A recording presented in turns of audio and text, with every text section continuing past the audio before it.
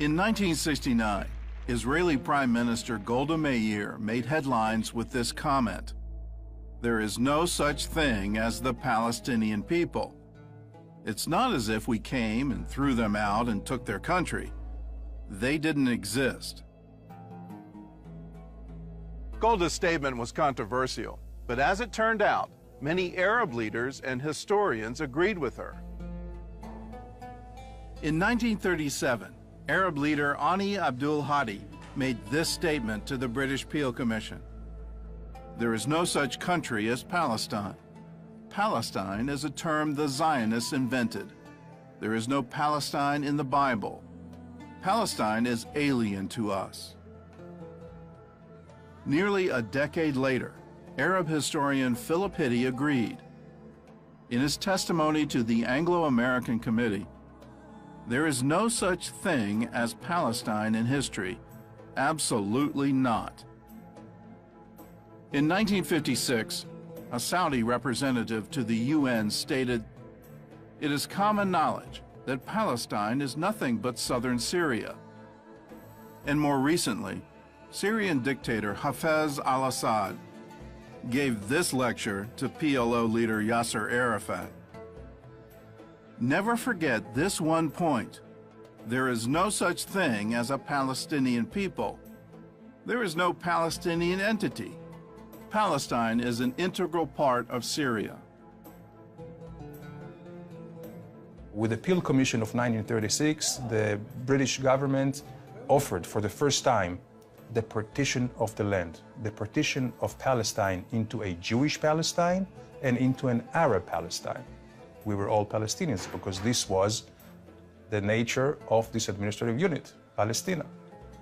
Now the Palestinians are owning this nationality as being the nation of Palestine, but this is not quite historically true. So what is the historical truth? Who are the Palestinians and what are their claims to the land of Israel? Let's take a look.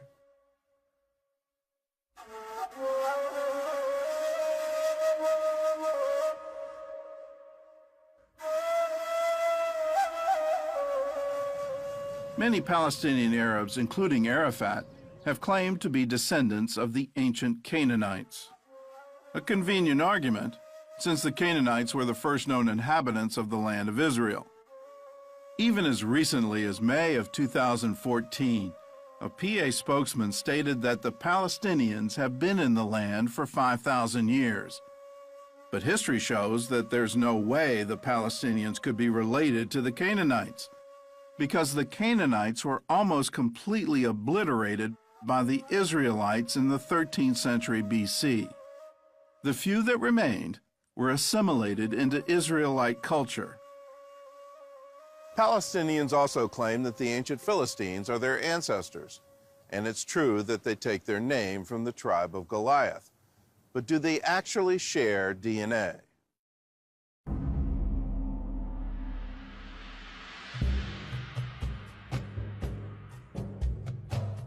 The Philistines were a seafaring people who came from Crete, the largest of the Greek islands. The Philistines got their name from the Hebrew word Plishtim, which actually means invaders. Palestine means invaded land. Why should we call it that? When the Philistines invaded Israel in the 12th century BC, they stayed close to the Mediterranean coast. They never settled in Jerusalem, Hebron, or Jericho, all cities claimed today by the Palestinians. By the 7th century BC, the Philistines had been assimilated by the Assyrians, then conquered by the Babylonians. From there, they disappeared from the pages of history, and experts say no one alive today could prove Philistine lineage. But if the Palestinians want to claim them, they would have to acknowledge that their real ancestral homeland is not Israel, but the Greek island of Crete. The Palestinians may not have gotten their DNA from the Philistines, but they did get their name.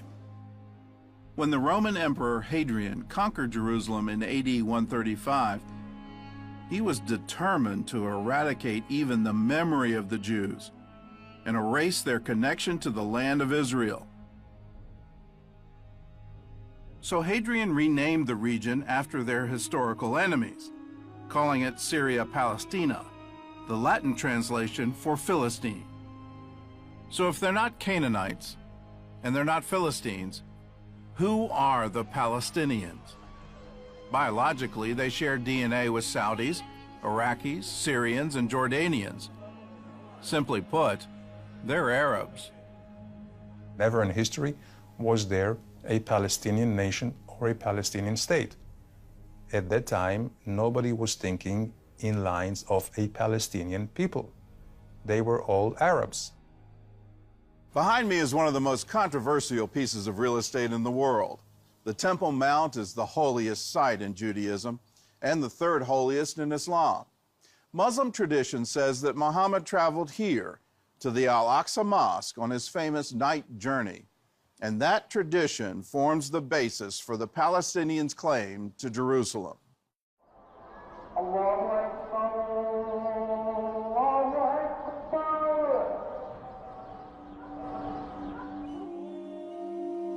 Arabs claim Jerusalem as the Islamic city of Al-Quds.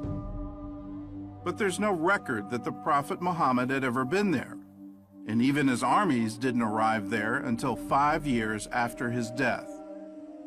The city of Jerusalem isn't mentioned even once in the Quran, while the Hebrew Bible mentions it more than 600 times.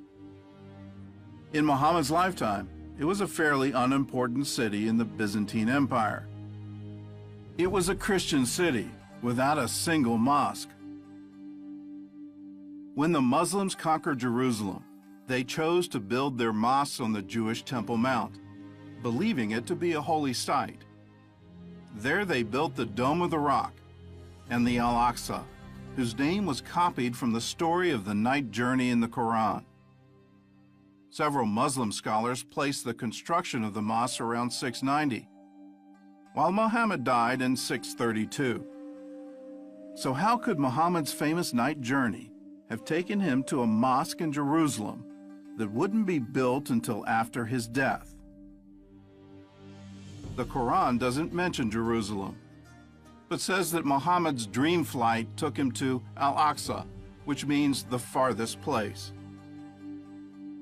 Early Islamic scholars interpreted that to mean a heavenly place, or the courtyard of Allah. That all changed as Islam evolved into a political force.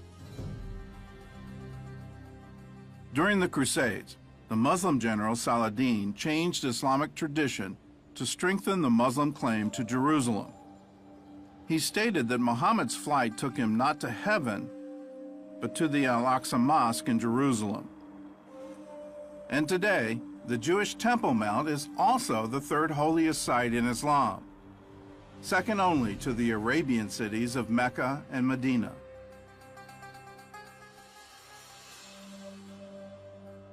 Muslims believe that once they claim a piece of land, it belongs to Islam forever. Still, at the beginning of the 20th century, Islamic leaders acknowledged the Temple Mount's Jewish history. In 1924, Jerusalem's Supreme Islamic Council published this tourist pamphlet on the Temple Mount. It says the site's identity with the site of Solomon's temple is beyond dispute.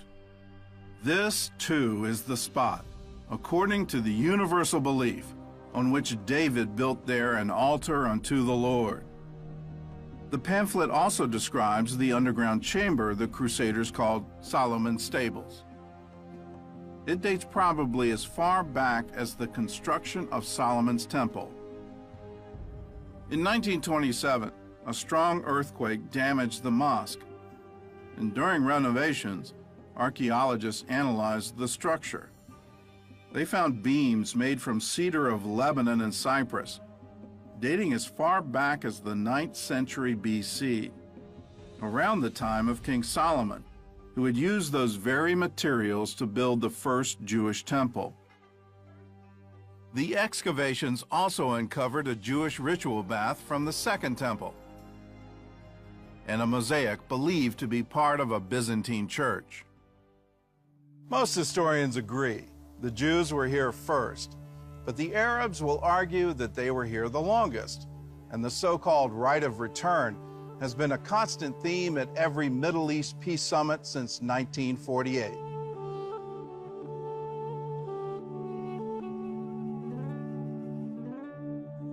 From the Crusades until the 19th century, the Arab population had only grown from around 200,000 to 300,000.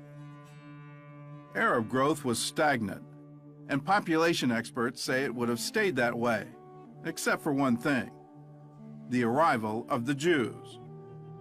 With the waves of Jewish immigration starting in 1882, Arabs started flooding into Palestine from neighboring countries. And they came for two reasons. One, to enjoy a higher standard of living in Palestine, and two, to fight the immigration of the Jews who made that standard of living possible. By 1948, the Arab population of Palestine was 1.3 million. The British governor of the Sinai once remarked, "It is very difficult to make a case for the misery of the Arabs if at the same time their compatriots from adjoining states could not be kept from going in to share that misery." Some experts say, if the Palestinian Arabs want a legal return to their countries of origin, they would have to return to places like Egypt, Iraq, Morocco, and Syria, but not to Israel.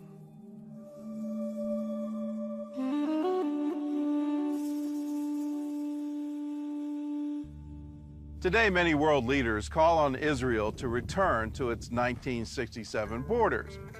But if you look at history, those borders aren't from 1967. In fact, they're not even real borders. The borders of the West Bank are armistice lines which were created by results of the war of 1948. And at the end of the war, this is where the armies stood still. This is how the quote-unquote border of 1967 or of 1949 was created.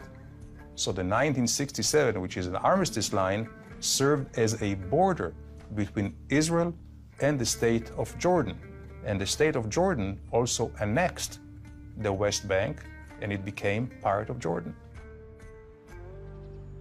When Jordan occupied the West Bank and East Jerusalem in 1949, the Jews were ethnically cleansed from both places. At least 30 synagogues were destroyed, and Jews were banned from holy sites like the Western Wall, while Palestinian Arabs living there automatically became Jordanian citizens. So Israel can't go back to the so-called 67 borders for three reasons.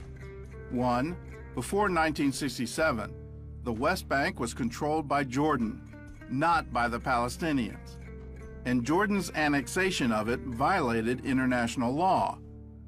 Two, the land was legally promised to the Jews by the British Mandate of 1922. And three, there was no Palestinian state in 1967, or ever. As Golda Meir once said, "How can we return the occupied territories? There is no one to return them to." The term occupation is when you possess something which is not yours or which is someone else's. This is not the case of the West Bank. When you talk about occupation, yes, there were many occupations over the West Bank, starting with the Babylonians and Assyrians and Greeks and Romans, all the way to the Ottomans and to the Brits. To call the Jews occupiers in their own home, this is really a unique travesty of history. The West Bank was never held by the Palestinians. They were never sovereigns. In fact, there was no other sovereign over the West Bank than the Jewish people.